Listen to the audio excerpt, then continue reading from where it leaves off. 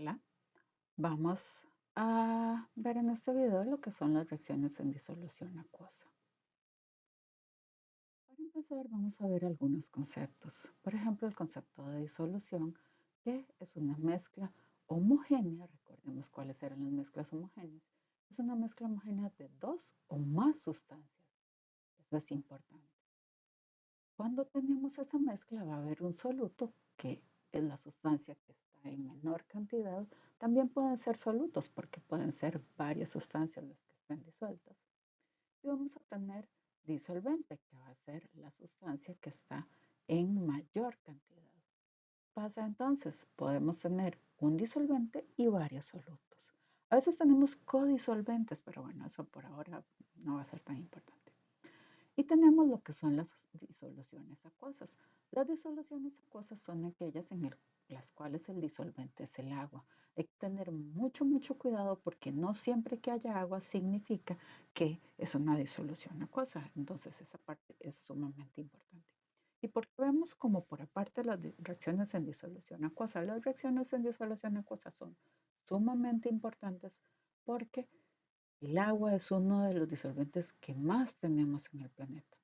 Entonces tenemos las reacciones medioambientales que ocurren en disolución acuosa, las reacciones en todos los seres vivos, nuestro cuerpo, que ocurren en disolución acuosa.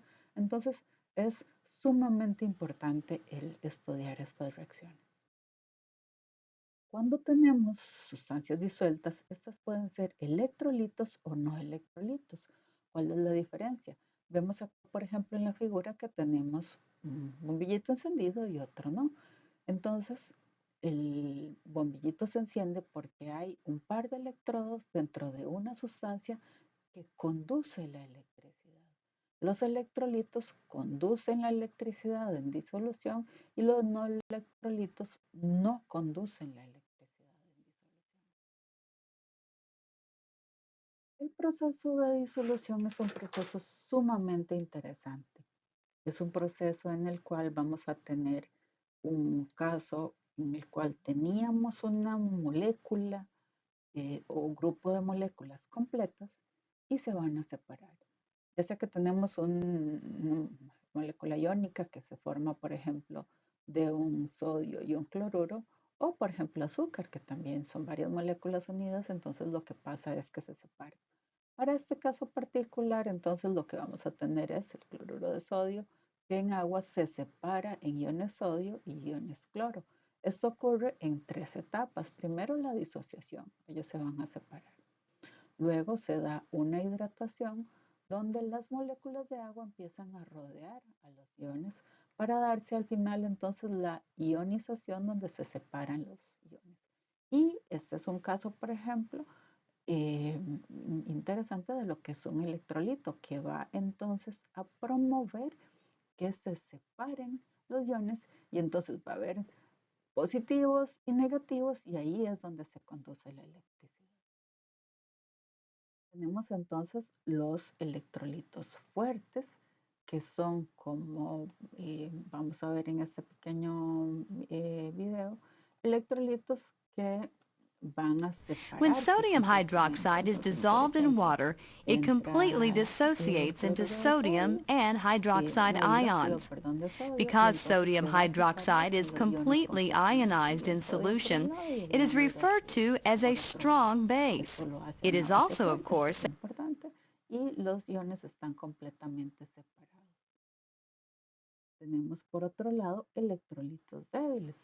En el caso de la reacción nos habla de un ácido acético y en el caso de la imagen es un amoníaco. basic ¿Qué in water. sucede en When gaseous disolución? ammonia dissolves in water, it reacts with Resulta water to que form the la ammonium and reacción se da, hydroxide ions. así se da. However, ammonia is a Se weak base. quita The equilibrium forming the hidrógeno, hydroxide se and separa ammonium ions y se forma. lies largely Está to the en left. lo que se llama At any given reversibilidad. time, ¿Qué es most of the reversibilidad? ammonia is in Vean a que las flechas son non-ionized. diferentes, son doble flecha, quiere decir que puede ir hacia la derecha o hacia la izquierda. Esta doble flecha indica reacciones reversibles que son sumamente importantes en química porque muchas de las reacciones en química van a ser reversibles. Tenemos los solutos, que hemos hemos visto entonces que se pueden clasificar en electrolitos fuertes y electrolitos débiles. Y tenemos también los no electrolitos. Eso es importante porque no todas las sustancias se convierten en electrolitos. ¿Cómo sabemos que ha ocurrido una reacción química? Podemos tener, por ejemplo, la formación de un gas, que es lo que vamos a observar en el video. Entonces se agregan en este caso, bicarbonato de sodio a una disolución de ácido cítrico y se ve la formación acá del gas. Las burbujitas nos indican que se está generando un gas. Entonces, la formación de un gas es una de las formas en las cuales yo puedo evidenciar que se está dando una reacción química.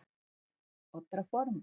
Entonces, otra forma, vamos a ver acá en el video, es lo que se llama la generación de precipitados. Entonces, se está formando un sólido acá y ese sólido entonces nos indica que ha ocurrido una reacción. La formación de un sólido es otra forma de reconocer una reacción. Vamos ahora a ver otra más. Vamos a ver una en la cual vamos a bajar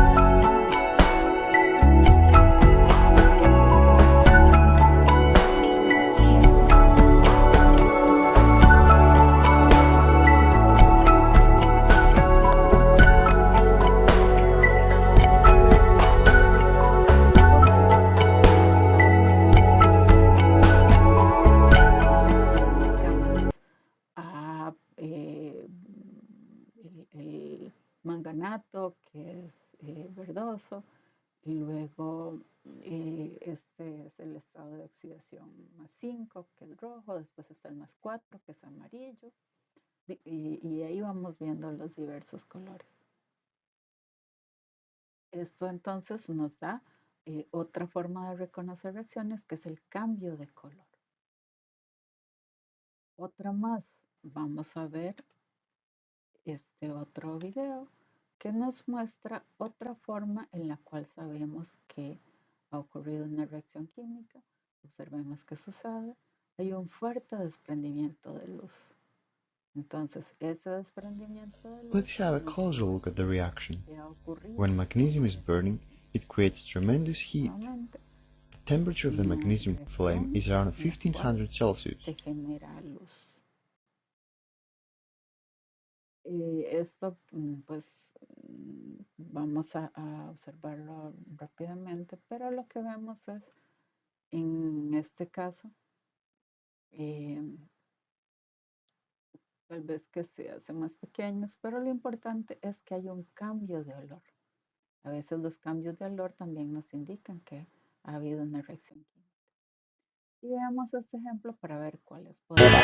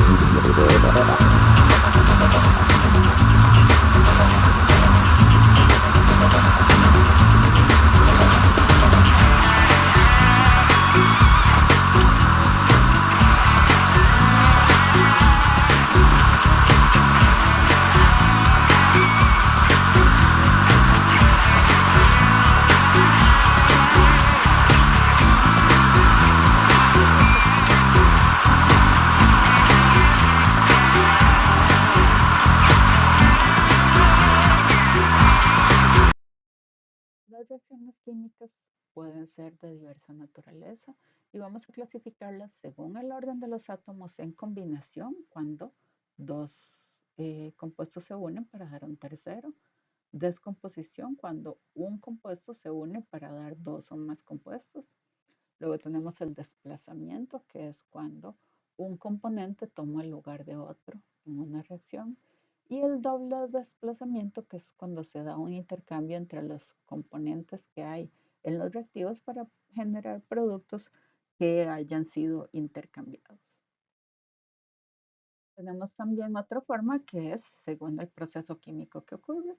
Entonces tenemos las reacciones de combustión cuando se da reacción con oxígeno, de precipitación cuando se genera un sólido, ácido-base cuando ocurre la reacción entre un ácido y una base, y las redox cuando ocurre el proceso de oxidación-reducción. Para el caso de las reacciones de precipitación es muy importante tomar en cuenta las reglas de solubilidad de los compuestos iónicos. Entonces vamos a tener que, tenemos en esta parte de la tabla la cantidad de compuestos solubles, que son compuestos de metales alcalinos, ion amonio, nitratos, bicarbonatos y cloratos, halogenuros y sulfatos. Sin embargo, en los halogenuros vemos que tenemos lo que se llaman algunas excepciones. Los halogenuros de plata, mercurio 1 y plomo son insolubles. Los sulfatos de plata, calcio, estroncio, bario, mercurio 1 y plomo son insolubles. Entonces, cuando vemos la parte de la tabla de compuestos solubles, las excepciones serían compuestos insolubles. Y si ahora vemos la parte de la tabla de compuestos insolubles, nos dice que todos los carbonatos, fosfatos, cromatos, sulfuros e hidróxidos.